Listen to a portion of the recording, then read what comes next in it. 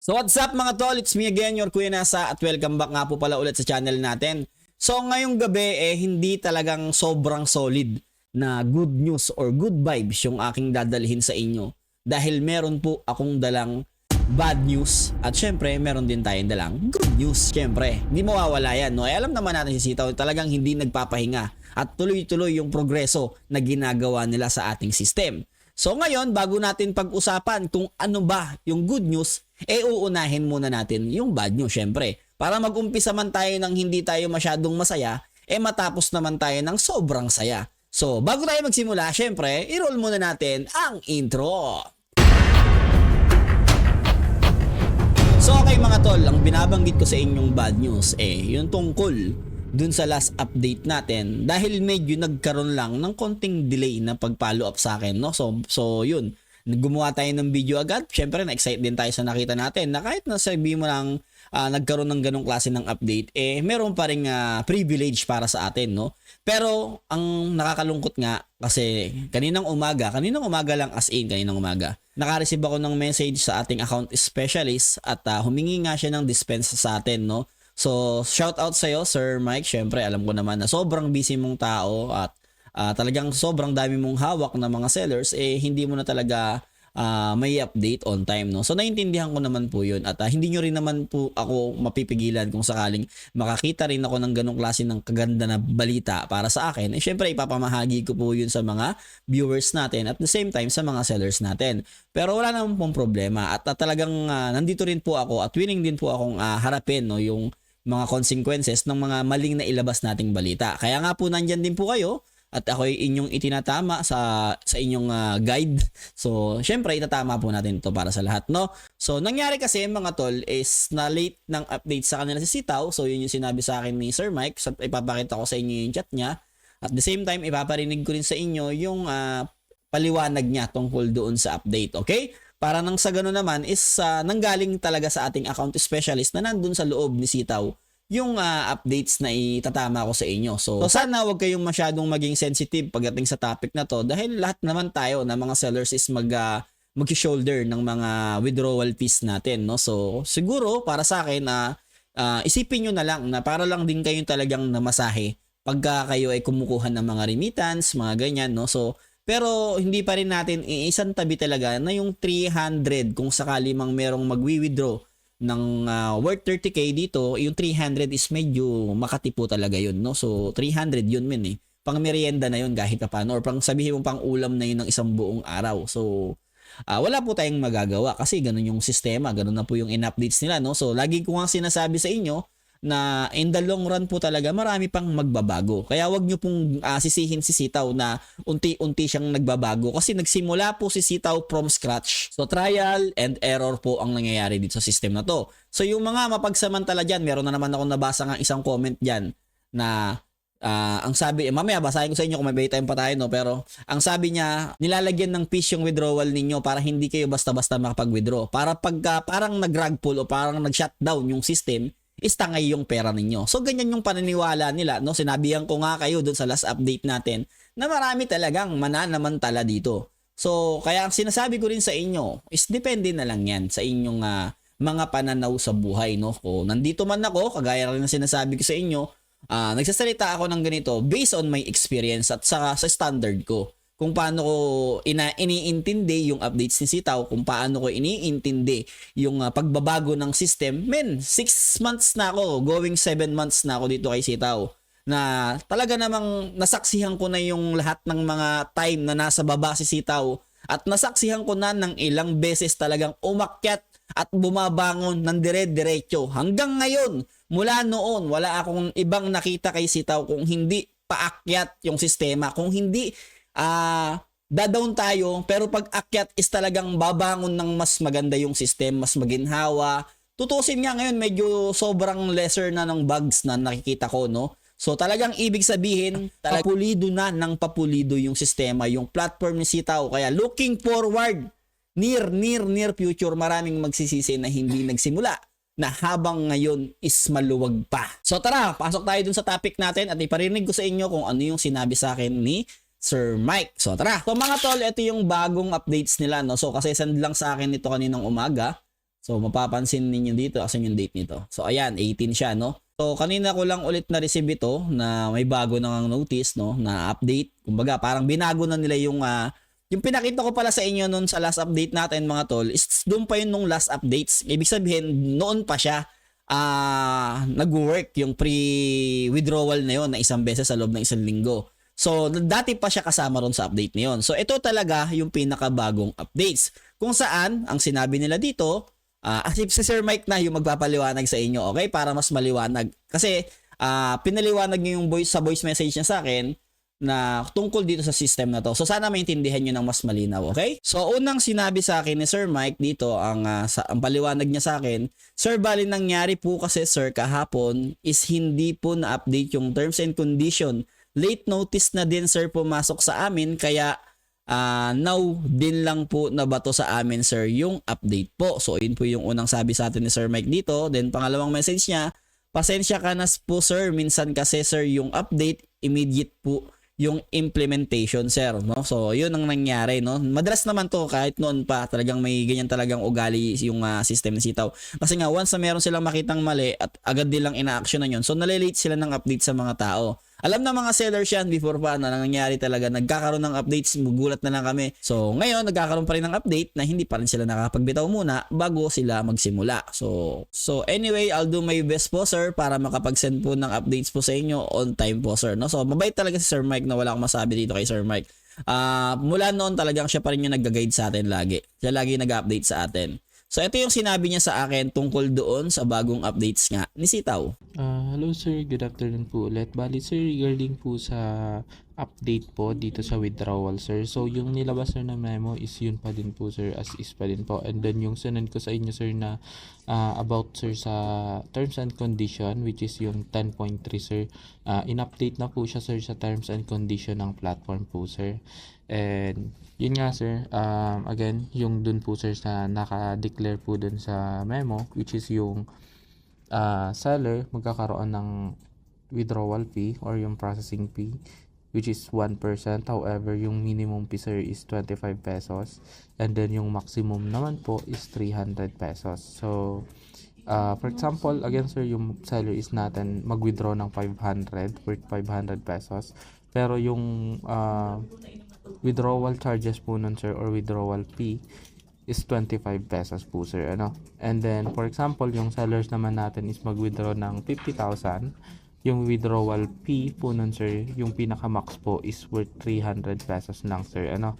So then twice lang po sir yung seller makakapag-send ng withdrawals per day po sir. So yun sir is effective siya po sir today. So again sir, thank you so much po sir, and pasensya na po sir. Have a good day po.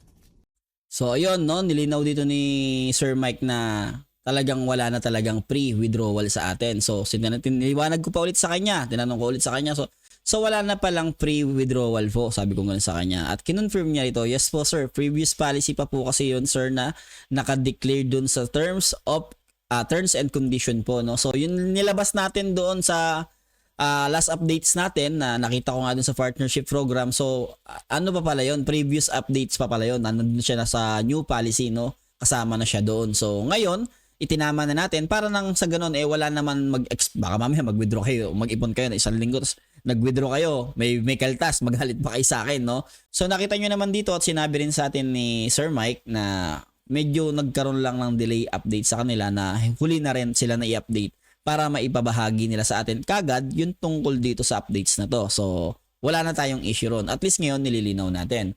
So bilang patunay, ito nga po yung email nila sa atin na na-receive lang po natin kanina, October 18, no. So October 18 po kanina. So ngayon mapanood nyo to October 19 na, no.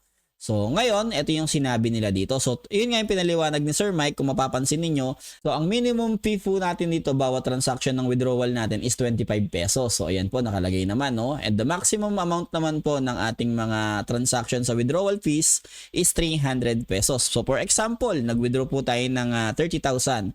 Automatic po yun, magkakaroon po tayo ng kaltas ng 300. So for example ulit, nagkaroon ng withdrawal ng 10,000, automatic po 100 po yung kaltas natin dyan dahil 1% po yung kukunin nila doon sa withdrawal natin. So, imbis na 10,000 po yung makukuha natin, magkakaroon po lamang tayo ng withdrawal amount na 9,900 pesos. So, ulitin ko po, ang minimum charge po natin sa ating withdrawal is 25 pesos at ang maximum naman po is 300. So, kung kayo po ay magwi-withdraw ng 31,000 pesos, hindi na po kayo kakaltasan o additionalan ng 25 pesos sa inyong withdrawal.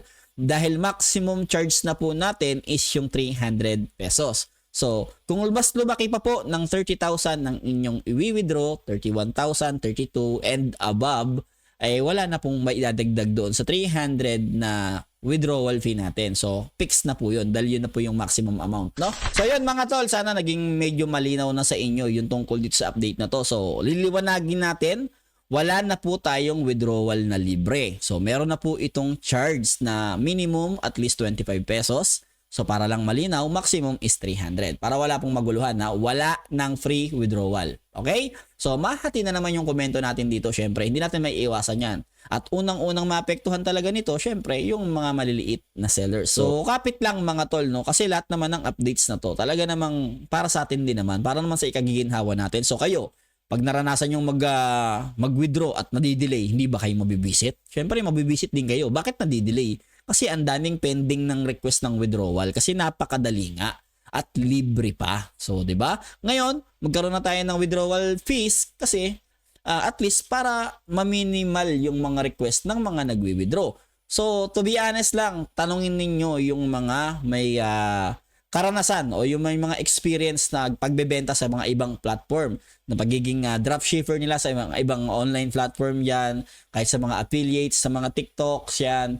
Tanungin nyo sila kung paano yung sistema ng pag-ikot ng pera nila para hindi po kayo kamot ng ulo. Lagi po nating ugaliin na alamin po yung sistema ng pag-ikot ng pera sa bawat platform po na nasa paligid natin at stable na ngayon. So, hindi nila sinisita, hindi nila kini-question kasi stable na eh. Pero isipin niyo ng mabuti, nung mga nag-umpisa yung mga yan, Facebook nga sinabi nila, scam, kinukuha daw yung informasyon ng tao. Ganon din sa TikTok. Sinabihan nila yan na hindi daw maganda ang TikTok kasi kinukuha nga yung information ng user. Ganon din naman sa Shopee. Ganon din naman sa Lazada. Diba? Ang daming, halos lahat naman, dyan nagsimula. So ngayon, na isang taon na sisitaw, dito na natin ipapasok yung magandang balita. So sa good news naman tayo mga tol. So syempre, pag may bad news, meron tayong good news. Para naman kahit paano is bumawi tayo sa inyo. So syempre, pasok tayo ulit. So ito yung sinasabi kong good news sa inyo mga tol, no? So binigyan ng award si New Sitaw Corporation ng Q Asia Magazine. So ito yung makikita nyo dito yung mga picture natin. So ito yung mga stop natin dun sa Sitaw, no? So nakikita nyo naman yung logo sa likod. Saka syempre ito. So makikita nyo dito sa award na na-receive ni Sitaw, 23rd Q Asia Quality Excellence Awards 2023. And the Q Asia Seal Product and Quality Service are confirmed upon New Sitaw Corporation as a most trusted lifestyle product dropshipping platform. So, ayan na. Kinikilala na si Sitaw mga tol ha. So, ito ngang award na ito ay ibinigay kay Sitaw ngayong araw 18, no? So, given this 18th day of October 2023 at Grand Ballroom of Manila, Diamond Hotel Rojas Boulevard by the Q Asia Quality Excellence Awards and Q Asia Magazine and Corporation. So makikita nyo naman yan mga tol ha. Awarded na si Sitaw bilang isang most trusted lifestyle product. So ano pa? Ano kayo na naman ngayon mga nagsasabi kayong mga scam kayo ha? So ito yung certificate na binigay ng Q Asia kay New Sitaw Corporation. So mga tol yan, makikita nyo naman malinaw na malinaw, okay? Most trusted lifestyle product dropshipping platform. So yan na. So ito pa yung isa mga tol. Ano ba yung binasihan ng Q Asia para i-award nila itong ganitong klaseng award kay Sitaw? So ang sabi nila dito, criteria for product, service, quality, excellence. Ability to satisfy consumers' needs or requirements. So number 2, relative freedom from products or service defect. Number 3, ability to deliver on the product service commitments. Number 4, high manufacturing or production standards. Number 5, trustworthiness. Number 6, high value. So ayan po yung mga criteria na binasihan po ng sa Q Asia Magazine para po igawad nila o ibigay po nila itong award na to kay Sitaw. So kita nyo naman mga tol, bigati na talaga si Sitaw kasi nare-recognize na tayo ng mga ganitong klaseng company, no? So yung mga taong mga hanggang ngayon nagmamagaling pa rin dyan na wala namang naitutulong sa mga sarili nila at sa ibang tao na mga negative pa rin sila hanggang ngayon, choice nyo yan mga tol, no? Wala namang pumipigil sa inyo. So sabi nga nila, kahit sabihin mong anong pilit mo sa katotohanan, kahit anong pilit mo sa mga sinasabi mo, pinakita mo na lahat ng dapat mong pakita, sinabi mo na lahat ng kailangan nilang marinig, inalatag mo na lahat ng mga patunay, pati yung mga kinita mo, pinakita mo na sa kanila, pag sarado ang utak ng tao, sarado yan. Pag ayaw, ayaw. Pag gusto, may paraan. Diba? Ang mahirap lang kasi sa mga taong mga nega, nega ka na nga, nakiki-comment ka pa. Nega ka na nga, hindi mo na nga tinutulungan yung sarili mo, nangahatak ka pa ng iba. So kung sa tingin mo wala kang sapat ng lakas ng loob para magsimula, para mangarap para sa sarili mo, sarilinin mo na lang, hindi yung naghahanap ka pa ng damay, di ba? So isipin niyo na mabuti, ako nga kahit sabihin niyo nagkakamali ako ng mga updates dito, positibo akong tao. At least positibo yung binibigay ko dun sa tao. Hindi ko sila tinuturuang matakot. Hindi ko sila tinuturuang mawalan ng pag-asa. Pinapalakas ko yung loob nila para magpatuloy sila. Actually, napakarami ng mga nanonood sa akin dito na dati dapat magko-close na sila ng shop nila kay Sitaw dahil nagulat talaga sila sa mga buhos ng mga order. Pero nung napanood nila yung mga videos natin, tumuloy sila. Ano nangyari sa mga shop nila hanggang ngayon? Nag-work. Kumikita sila patuloy-tuloy. Hindi kagaya nyo, ngaw-ngaw kayo ng ngaw-ngaw, 1 taon na si Sitaw hanggang ngayon, dyan pa rin kayo nakanganga. Kumikita na kami ng 100,000 piso dito. Tas ngayon kayo hanggang ngayon, ganun pa rin yung sinisigaw ninyo. Men, mga tol, tapik-tapik. Hindi pa huli ang lahat. Hanggang ngayon, may oras pa kayo. Magsimula lang kayo. Nang sa gano'n naman, makita ninyo, maramdaman ninyo kung ano yung mga nakikita namin, maramdaman ninyo kung ano yung mga nararamdaman namin. Gaano kasarap kumita yung natutulog ka lang, kumikita yung pera mo. Saka kung sa tingin ninyo, hindi pa kayo sapat, hindi sapat yung mga kaalaman ninyo tungkol sa ganitong klase ng platform para magsimula kayo, huwag kayong matakot. Kaya nga tayo merong account specialist Kaya nga tayo may mga tinatawag ito ng mga group. Dahil doon nyo makikilala yung mga Nami, Yusop, Soro ng buhay nyo na magpapalakas ng loob ninyo para maabot ninyo yung grand line. Hindi naman pwede yung nangangarap kang maging mayaman, pero wala ka namang ginagawa para maging mayaman. Lahat ng mga pangarap mo, nasa panaginip mo lang. Sige, matulog ka ng matulog. Nasa panaginip mo, yumayaman ka. Pag gising mo, hindi pala totoo. Kasi wala ka namang ginawa Mas pinili mong matulog kesa gumawa ng aksyon para yung pinapanaginipan mo is magkatotoo. Ganun lang naman kasimple yun mga tol. So kung ngayon, kung ayaw nyo talaga, bahala kayo sa buhay nyo. So yun lang mga tol, basta tayo kumikita tayo na maayos dito at nagbibigay tayo ng kapositibuhan sa mundo. Shout out sa lahat ng mga sellers ni Sitaw at tuloy-tuloy tayo mga tol. So kita-kits tayo sa susunod na updates. Sitaw!